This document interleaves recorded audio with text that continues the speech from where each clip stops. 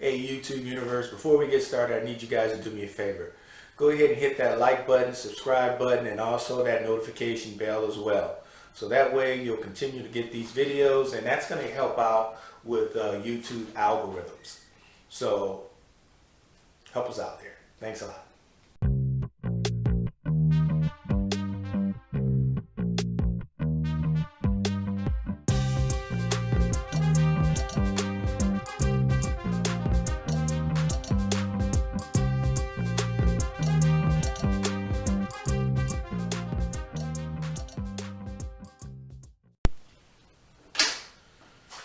All right, we just seen the definition of an option. So let's kind of recap on that there.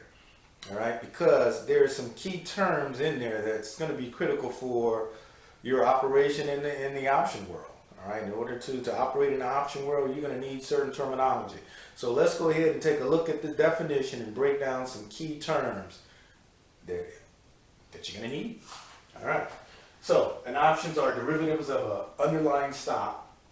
An option is a contract between a buyer and a seller giving someone the right, not the obligation, to buy or sell a particular stock at a set price by a certain date. All right, let's take a look at some key words there. Keyword there right off the bat, the very first one we're going to come to is derivatives. All right, an option is nothing more than a derivative of an underlying stock. Keep this in mind. Not all stocks are optionable. Most of your big ones are. The ones that are in the S&P 500, the Dow Jones Industrials are. But in order to find out whether or not a stock is optionable, all you got to do is just look at your platform. Whatever platform that you have, look for the word option chain. All an option chain is really just a price listing of those options for that particular underlying stock. All right. An option is a contract. Key word there, contract. All right. In the stock world, they use price is on a per share basis. In the option world, price is on a contract basis. One contract equals 100 shares of that underlying stock. All right. Now, contract, 100 shares, gives the buyer and the seller, it's a contract between the buyer and the seller, gives someone the right but not the obligation to buy or sell a particular stock at a set price. The set price in the world of options is called the strike price. All right? By a certain day. A certain date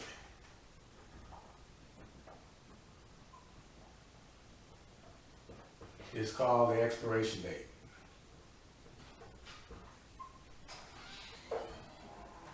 All right, so let's take a look.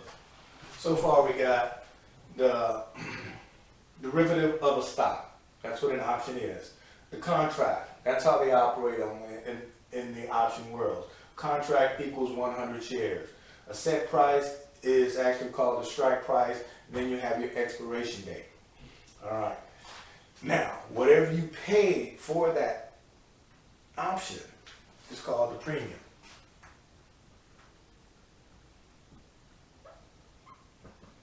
Here is the cost of that option. That's the premium. But there are two other key terms that you need to know right off the bat. And those two key terms are the types of options.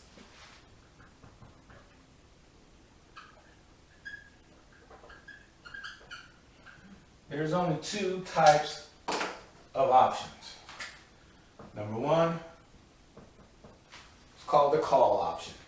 A call option basically means that you're bullish on that stock. That means you feel that the price of that stock is going to go up. Price will go up. The second type of option is called a put. A put option means you're bearish on that Bearish basically means you believe that the price of that stock is going to go down. Price will go down. Those are the two types. These are at the bare minimum, the terms that you're going to need in order to get into the option world. You need to understand these terms.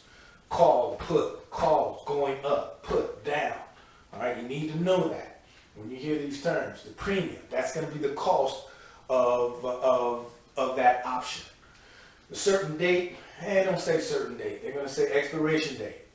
And the price that you're going to set, or the buyer's going to set, and the seller is willing to sell it at, is going to be the strike price. And they're going to operate in contracts. One contract means 100 shares. All right. So with that in mind, let's kind of illustrate this with a very popular stock. I'm going to do a quick illustration to give you guys an idea of how this looks. All right. The popular stock is Apple. All right. As of today's date, Apple is at $126. So that basically means in order to own 100 shares of Apple, that's going to be $12,600. But you're not going to do that. That's why you play the options, all right? You don't have to pay that full amount. So as an option buyer, let's say that you want to play the options on Apple, and you are bullish on it. At $126 per share, you feel that is, let's say, underpriced, that the price is going to go up. So what you do is you look at that options chain and you figure out, okay, what option do you want to play? Let's say that you go, okay, I'm going to go 1 month out from today's date. That actually puts us on the 22nd of January, which is a Friday, of 2021. And you're looking at the $128 strike price. You looked at the 126 because it's currently at 126, and you believe that it's definitely going to go up. But when you looked at the premiums for that, you realize that, hey, that's a little too steep, even though it's a lot cheaper than $12,600.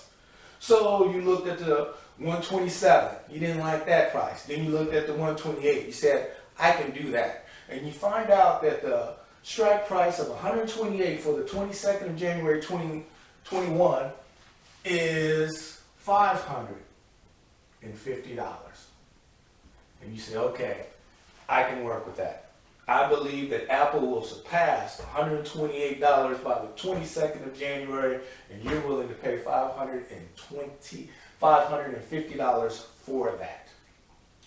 If you break it down, remember, you're going with one contract, so if you break it down, you really just paid $5.50 per share on $126 per share stock.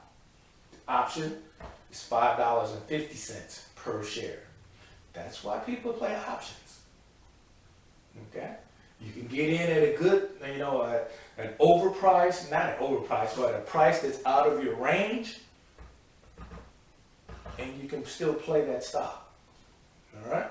So, this here is how it works. All right? That's it for this video.